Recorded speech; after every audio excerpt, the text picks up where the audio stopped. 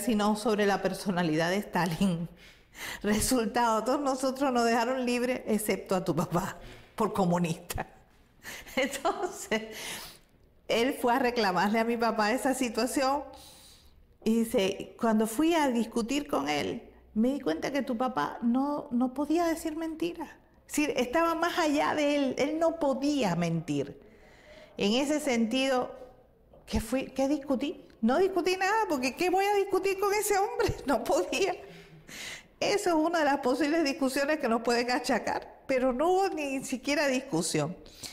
Y esa misma acción de Fidel, que no se va de México hasta obtener la libertad de mi papá, poniendo en riesgo todos los preparativos que habían tenido para venir para Cuba, fíjate, eso marcó el inicio de una amistad extraordinaria entre él y mi papá.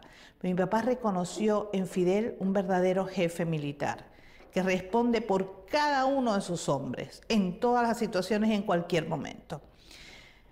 Y entonces Fidel sigue hablando esa noche conmigo y yo me empecé a sonreír. Y yo recuerdo que el tío me mira así y me dice, ¿y tú de qué te estás riendo? Digo, tío, me estoy riendo de ti. ¿Cómo? Me dice. Sí, es que tú no te das cuenta, le digo, pero tú estás hablando de mi papá en presente. Y me miró muy serio y me dijo, no, es que tu papá está presente. Y se terminó la conversación esa noche. Alede, cuando su papá se fue sin volver, ¿no? Usted era una niña pequeña. Y después de todo lo que leyó en sus notas, escuchó de su mamá, de sus amigos, ¿le quedan algunas dudas? Tal vez quería averiguar algo. Por ejemplo, si tuviera la posibilidad de comunicarse con él, ¿le haría alguna pregunta? Muchísimas, pero le haría preguntas actuales, son las que me interesan. ¿Cómo crees que está esto? ¿Cómo tú lo ves? ¿Qué piensas? ¿Qué podríamos hacer mejor? ¿Qué podríamos resolver? ¿Cuáles son tus...?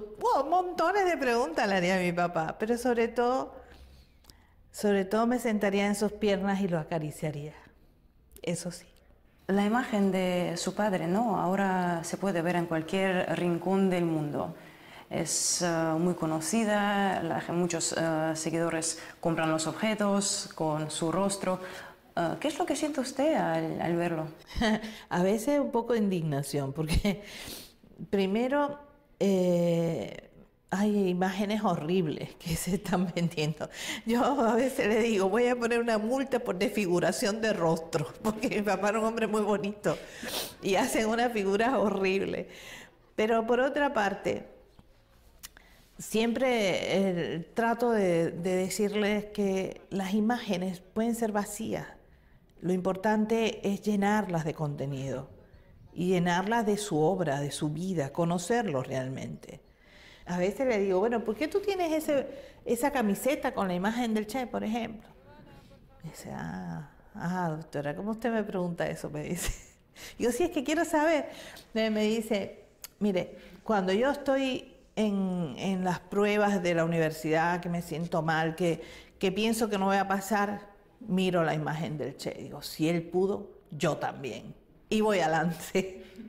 Y cosas lindísimas.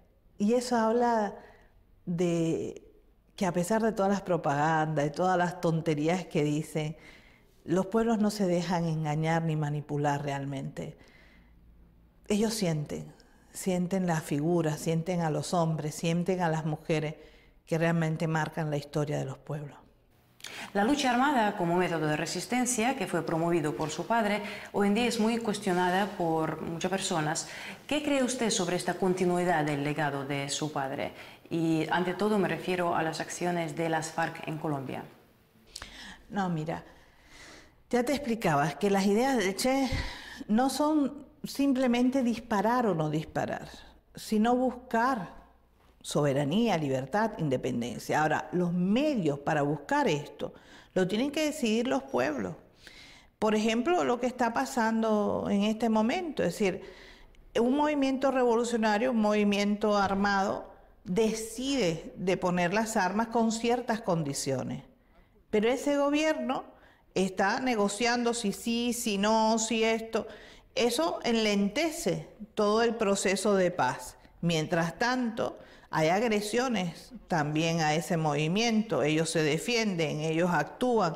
Y entonces todavía, como no hay un completo convencimiento entre ambas partes de lo que necesitan y lo que tienen que hacer, todavía hay movimientos en ese aspecto y acciones que pueden ser militares o no.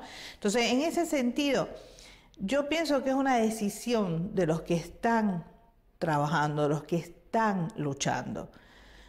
Desde aquí, sentada en una silla, tú no puedes de ninguna manera juzgar lo que está haciendo un movimiento o un pueblo. Eso es inaceptable, porque tú no vives esa realidad. Y es muy compleja, es muy difícil. Lo que ellos decidan, yo tengo que respetarlo, por una cuestión simplemente de dignidad. Yo no vivo esa realidad, por tanto no la juzgo, porque eso sería ilógico. Los viajes por América Latina cambiaron la forma de ser de Ernesto Che Guevara, ¿no? De hecho, le convirtieron en un revolucionario. Si viajara hoy en día por esta región, ¿qué vería? ¿Le emocionaría igual que en la década de los 50 del siglo pasado? Mira, desgraciadamente, todavía las diferencias que hicieron que el Che tomara conciencia social existen. Y existen hoy mucho más que en la época en que él vivió. Es decir, entre los ricos y los pobres, la diferencia es hoy mucho más grande. Y los pueblos nuestros lo sienten. Pero en los últimos años ha surgido un movimiento interesante de tomar conciencia de pueblo, de darse cuenta de que cuando nosotros unimos nuestra fuerza, no hay nadie que nos detenga. Y eso está ocurriendo en América Latina. Y claro, él estaría feliz, por ejemplo, con un presidente indígena en el poder como Evo Morales. Eso es interesantísimo, ¿no? Yo pienso que trataría de apoyarlo, de ayudarlo, de ver dónde podría ser útil él en ese caso, ¿no?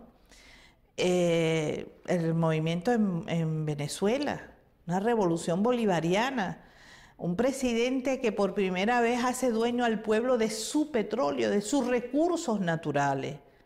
Eso es único, único en el mundo en este momento. Entonces, esas cosas, imagínate cómo pondrían al Che, ya estaría ayudando, apoyando a Chávez en todo lo que pudiera. Es decir, yo pienso que hay muchas cosas que lo harían un hombre más feliz, pero a la misma vez lo impulsarían a seguir luchando y todavía con más fuerza, porque hay muchas cosas por hacer. ¿Qué cree? ¿Cómo reaccionaría ante este proceso activo de integración, ¿no? Dentro de la región latinoamericana? ¿Lo apoyaría igual? Ese es el sueño no solo de Che. Empezó con Bolívar, con nuestro libertador, después Martí, José Martí siempre dijo, desde el río Bravo hasta la Patagonia, una sola patria, un pueblo grande. Eso es nuestra América Latina. Y eso es lo que pensaba también el Che, lo que ha pensado siempre Fidel.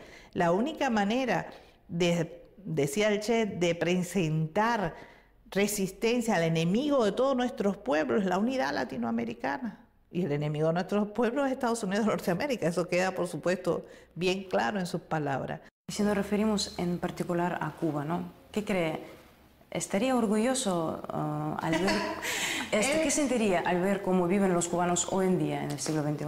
Pues mira, estaría consciente que hay muchas cosas que tenemos que resolver, muchas cosas que tenemos que trabajar, pero mi papá siempre, siempre estaría al lado del pueblo cubano, siempre, con su manera aguda de crítica, inmediata, segura. Y la gente estaría contenta de escucharlo, siempre, porque mi papá era un hombre que decía al pan, pan y al vino, vino, tranquilo, decía lo que pensaba y lo decía mostrando cómo resolver los problemas, cómo trabajar. Por tanto, la gente lo seguía. Entonces, si hoy estuviera aquí, estaría trabajando junto a nosotros, mejorando cosas, criticando otras, buscando soluciones a problemas que tenemos. Estaría en movimiento. Bueno, Aleida, muchísimas gracias por esta entrevista tan interesante. De hecho, creo que son las cosas de gran interés hoy en día.